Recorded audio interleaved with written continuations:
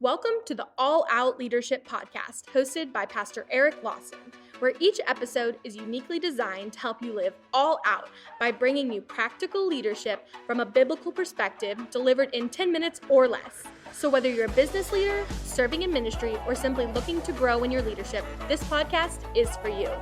Before we dive into this week's topic, make sure to subscribe to the podcast and download the show notes at ericlawson.com/podcast.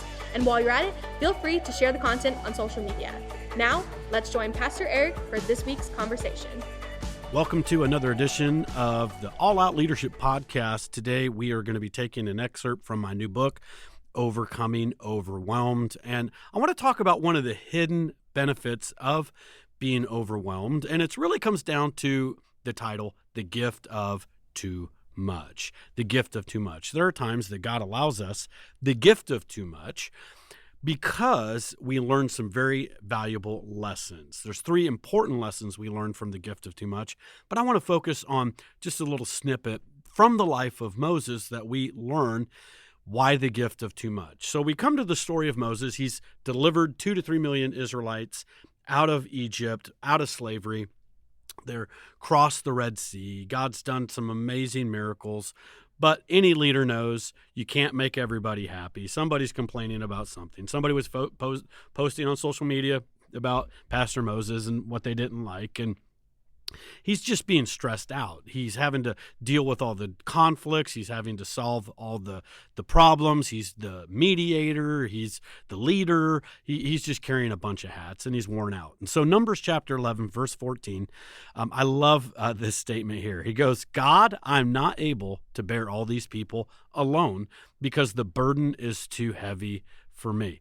Now, here is something that's interesting. Moses actually got this right. When he was praying, when he was complaining and talking to God, he actually was correct on the assessment. The first thing was this: I can't do it alone. He said, God, I can't do this all by myself. God created you and I to not be able to succeed alone. Moses is getting an important lesson here. There are some times that God allows overwhelmed in our life to teach us through the gift of too much that we aren't going to succeed as lone rangers. We need church. We need church family. We need our small group. We need the body of Christ. We need other gifts, talents, and personalities around us to fulfill the mission that God has for us. You aren't going to build your successful company independent as the Lone Ranger. You need others. The second thing that he got right was this burden is too heavy for me. And so bingo, ding, ding, ding, Moses, you're right.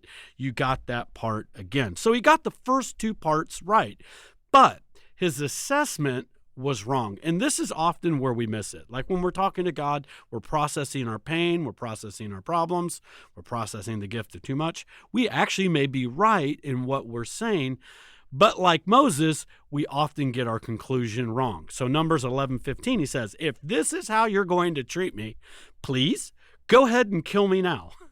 If I have found favor in your eyes, do not let me face my own ruin. So Moses was right. I can't do this alone. Moses was right. God, this is too heavy for me. But here's what was wrong. He blamed God, and he said, God, you're not being right. You aren't treating me fair, and woe's me, and just go ahead and take me out. And this is going to become my ruin if you don't intervene. Often the thing that we think is overwhelming us, we go, God, this is going to destroy me. Actually, what he allowed was he allowed it to build him up, not destroy him. So he learns a valuable lesson in what God says to him. And here's our takeaway. If you're feeling overwhelmed because the burden's too great, maybe you're leading something that's bigger than you in your own capacity, let's learn from Moses. So the Lord said to Moses, gather to me 70 men of the elders of Israel, whom you may know to be the elders of the people and officers over them. Bring them to the tabernacle of meeting, that they may stand there with you. Then I will come down and talk with you there. I'll take of the spirit that is upon you, and I'll put that same spirit on them, and they shall bear the burden of the people with you, that you may not bear it yourself alone. What Moses was taught was the gift of too much taught him first to hand something off. You know the motto of a perfectionist: if it's to be, it's up to me. If you want a job done right, do it yourself. Those are the statements and mottos of people headed to burnout. Like they have really cool little padded rooms where you get cool little jackets. If you live by that motto, Mom, if you live by that motto, boss, you're gonna burn out and you're gonna lose it. If you think if it's to be, it's up to me, and you think you have to do this all alone. So the gift of too much begins to teach us, hand some things off. Now, I'm not going to go into all the details of how we do that. We get into some practicalities of the book of handing things off, but what we really see is living a life of duplication. We see leaders are to take the DNA, the spirit that's upon them, and pass it on others. Success is not what you do, but success is what you can empower others to do. And at the end of our life, our success isn't measured really by how much we achieved, but how much we empowered others to achieve and what we could achieve together, because together we're always going to achieve more. So hopefully that just gives you a little taste of the gift of too much. 2 other practical points that Moses learns from God regarding that. So if you haven't yet picked up the book, Overcoming Overwhelmed, I encourage you to go to Amazon.com and you can order the book there, Overcoming Overwhelmed, and I'm sure it will be an encouragement to you. All right, I look forward to seeing you next week. We're going to jump back into the life of David and learn some very practical leadership principles back in the life of King David. See you next week.